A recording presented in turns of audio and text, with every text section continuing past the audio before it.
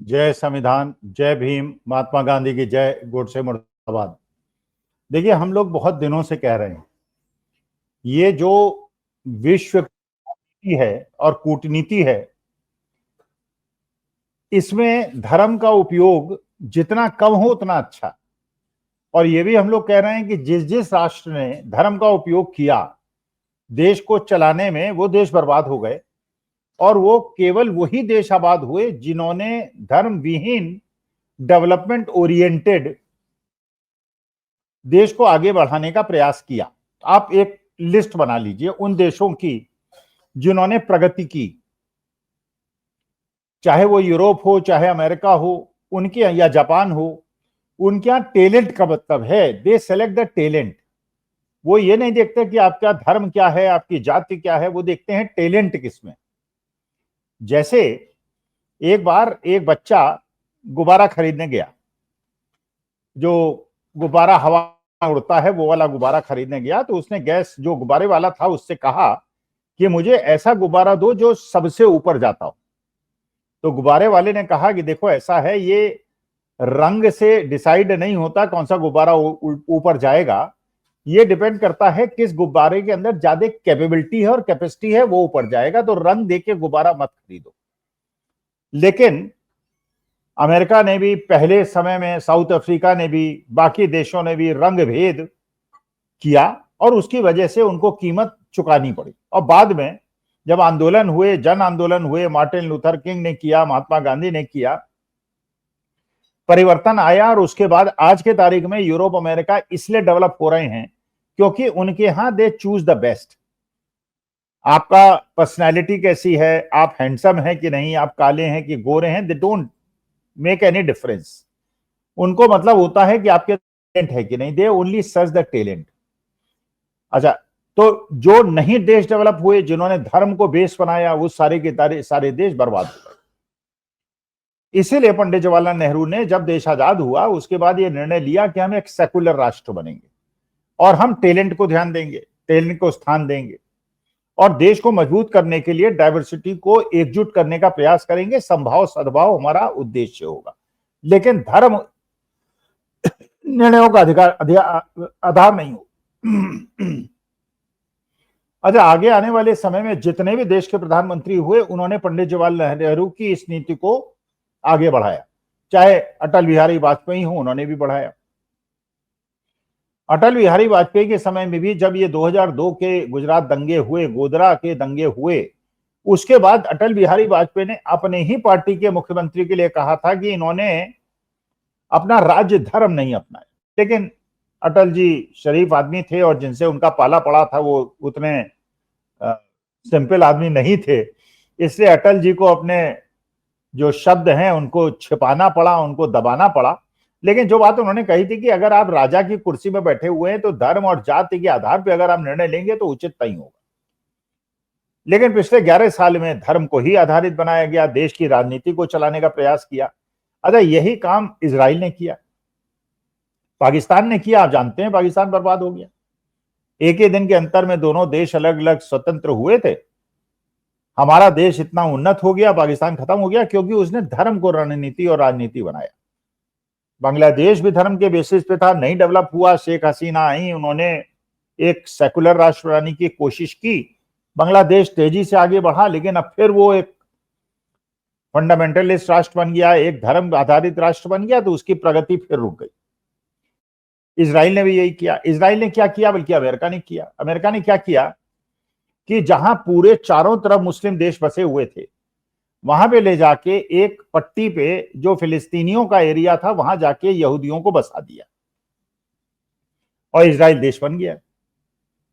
अच्छा, इजराइल देश को ज्यादातर लोगों ने मान्यता नहीं दी, लेकिन इजराइल बन तो गया और बिल्कुल उसने उसी प्रकार से अपने देश का विकास करने का प्रयास किया और डेवलप करने का प्रयास किया जैसे उसके आका अमेरिका है, करता है। अमेरिका के अंदर भी जो बड़े बड़े इंडस्ट्रियलिस्ट हैं, जो बड़े बड़े बिजनेसमैन हैं, वो सब यहूदी हैं।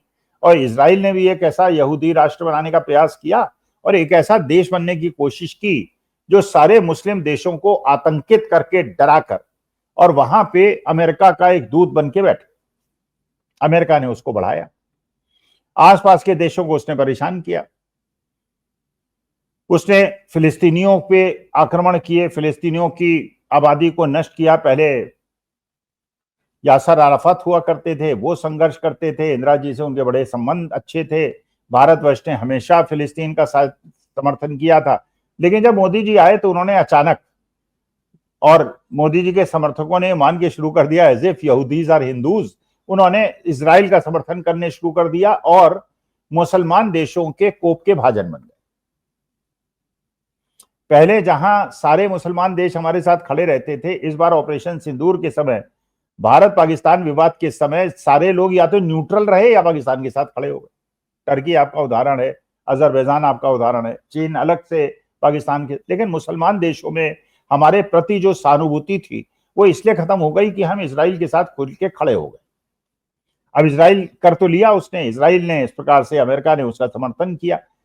लेकिन यही ईरान जो एक बड़ा देश है उस एरिया का, उसने भी अपनी मुसलमान देशों के बीच में अपनी गुडविल क्रिएट की और उनकी लीडरशिप लेने के उसमें, जब इसराइल ने अटैक किया ईरान के ऊपर और उनके न्यूक्लियर इंस्टॉलेशंस को खत्म करने का प्रयास किया, तो ईरान ने काउंटर अटैक कर दिया। यहां तक कि तेल अवीव के अंदर जो अमेरिका का एम्बेसी है उस पे अटैक कर दिया,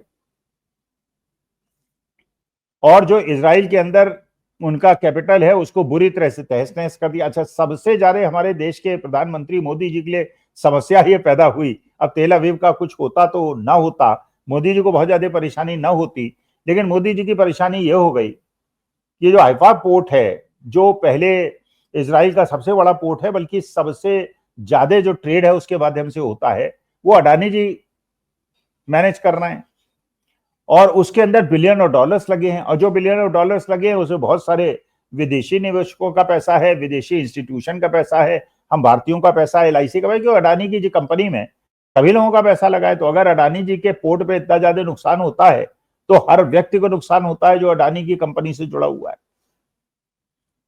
अब ईरान भी पीछे हटने को तैयार नहीं है, इसराइल भी पीछे हटने को तैयार नहीं है, अमेरिका भी खुलकर इसराइल का समर्थन नहीं कर पा रहा है, क्योंकि उसे पता है ईरान जो कुछ कर रहा है वो अपने बलबूते पे तो कर नहीं रहा, उसको चीन और रूस का समर्थन प्राप्त है। तो अगर अमेरिका इसमें कूदेगा, और ईरान ने यहां तक धमकी दे दी है कि जो भी देश इसराइल का साथ देगा हम उसको भी निस्तानाबूद कर देंगे, और वो कह रहा है अमेरिका पे भी हम अटैक कर देंगे। तो इसका मतलब यह है कि अमेरिका को ये समझ में आ गया कि अगर वो डायरेक्टली कूदा तो रूस और चीन को भी मौका मिल जाएगा ईरान का समर्थन करने के लिए, और अपने जो सैन्य उपकरण है उसको ईरान को प्रोवाइड करके वो प्रॉक्सी वॉर उसी प्रकार से लड़ सकता है जैसी प्रॉक्सी वॉर अमेरिका ने इसराइल के पीठ के पीछे खड़े होकर लड़ी है। और यहां तक खबर है कि चीन ने अपने युद्धपोत के माध्यम से वहां पे बहुत सारे सैन्य उपकरण ईरान के अंदर भेजने भी शुरू कर दिए, क्योंकि आप जानते हैं ईरान से नॉर्थ कोरिया का, चीन का, पाकिस्तान भी उनके साथ जाके खड़ा हो गया। पाकिस्तान एक न्यूक्लियर पावर है, और बल्कि जो टेक्नोलॉजी जिसके बेसिस पे न्यूक्लियर पावर डेवलप करने का प्रयास कर रहा है ईरान, वो पाकिस्तानी द्वारा प्रोवाइडेड है। नॉर्थ कोरिया के अंदर भी जो न्यूक्लियर इंस्टॉलेशन हुआ है वो भी पाकिस्तान की वजह से हुआ है। तो एक ऐसा त्रिगुट तैयार हो रहा है जो अमेरिका के लिए परेशानी क्रिएट कर दी है, क्योंकि उसने धर्म के आधार पे इसराइल का क्रिएशन किया, और एक जहां पे आसपास के सारे राष्ट्र एक धर्म के बिलोंग करते थे। अब इराक जो ईरान का हमेशा से कट्टर दुश्मन था वो भी ईरान के साथ आके खड़ा हो गया, पाकिस्तान तो खड़ा है ही। और अगर ये क्रिश्चियन मुसलमान लड़ाई में ये तब्दील होता है तो मानी बात है कि मुसलमान के पास पैसे भी ज्यादा हैं। सऊदी अरेबिया भी ईरान के साथ जाके खड़ा हो गया, जो कि कभी नहीं खड़ा हुआ, हमेशा अमेरिका के साथ खड़ा रहा था। तो अगर ये क्रिश्चियन मुस्लिम देशों की लड़ाई बन जाता है तो उसके बाद तो चीन, एक जिसके यहाँ ना तो क्रिश्चियन बहुत ज्यादा है ना मुसलमान बहुत ज्यादा है, उनका अलग अपना रिलीजन है, तो वो अगर ईरान के साथ खड़ा होता है तो पूरा बैलेंस ही गड़बड़ा जाता है। अमेरिका इस बात को जानता है। देखिए, धर्म को अगर आप राजनीति में और कूटनीति में उपयोग में लाएंगे तो इंटरनल पॉलिटिक्स में चुनाव जीतने के लिए तो उसका फायदा उठा सकते हैं, लेकिन अगर आप ये समझते हैं लॉन्ग टर्म में आपको इसका बेनिफिट होगा और फायदा होगा और कूटनीति में, विदेश नीति में इसको फायदा होगा, तो ये कोएग्जिस्टेंस का जमाना है। और कोएग्जिस्टेंस के जमाने में रिलीजन और कास्ट के बेसिस पे या आपके कॉम्प्लेक्शन के बेसिस पे देश की राजनीति, कूटनीति नहीं चलेगी, बस इस आधार पे चलेगी जिससे विश्व एक ऐसी जगह रहने की बने जहां लोग प्यार मोहब्बत से रहे। इसराइल ने इस बात को नहीं समझा, चौधराहट करने की कोशिश की, अमेरिका ने चौधराहट करने की कोशिश की, उसे कनाडा ने झटका दिया, उसे यूक्रेन ने झटका दिया, उसे साउथ अफ्रीका ने झटका दिया, उसको मैक्सिको ने झटका दिया। अगर किसी ने झटका नहीं दिया तो हमारे देश के प्रधानमंत्री मोदी जी ने दिया। अच्छा, मोदी जी यही निर्णय नहीं ले पा रहे हैं कि वो ब्रिक्स के साथ रहेंगे या G7 और जो वेस्टर्न पावर्स हैं उनके साथ रहेंगे। पड़ोस में हमारे चीन बैठा है, जो आज के तारीख में प्रतिद्वंदी है अमेरिका का, और उसके हाथ फ्री है। रूस के हाथ भी फंसे हुए हैं, अमेरिका के हाथ भी फंसे हुए हैं, लेकिन सबसे ज्यादा अगर फ्री पोजीशन में कोई है तो वो चीन है। इसलिए कूटनीति और राजनीति के अंदर धर्म का कोई स्थान नहीं है, और इसको अवॉइड करते हुए जितनी जल्दी हमारे देश के आका, हमारे देश के प्रधानमंत्री, इजराइल के प्रधानमंत्री, अमेरिका के और पूरे विश्व के राजनेता समझ लें कि धर्म का उपयोग अगर आप करेंगे तो लॉन्ग टर्म में आपके देश को केवल नुकसान होगा। और इतिहास से समझना आवश्यक है कि जिस जिस देश ने धर्म का उपयोग किया वो देश बर्बाद हो गया। इसलिए सचेत होने की आवश्यकता है। इलेक्शन जीतना अलग मिशन हो सकता है, लेकिन देश को आगे बढ़ाना एक डिफिकल्ट और डिफरेंट टास्क है, जिसको पंडित जवाहरलाल नेहरू ने और मार्शल टीटो ने और यासर अराफात ने और अब्दुल सादिक, इन लोगों ने समझ लिया था, और 50 साल पहले समझ लिया था, जिसको आज लोग भूल गए और जिसका कष्ट आज उनको मिल रहा है। नमस्कार, धन्यवाद और प्रणाम।